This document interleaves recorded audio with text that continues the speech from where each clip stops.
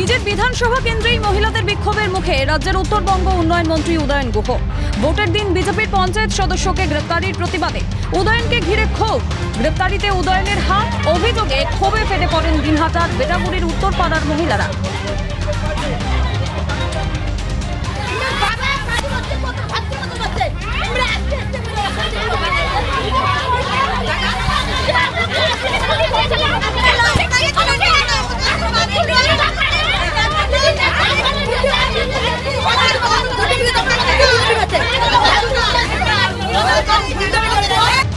অভিযোগ অস্বীকার করেছেন রাজ্যের উত্তরবঙ্গ উন্নয়ন মন্ত্রী।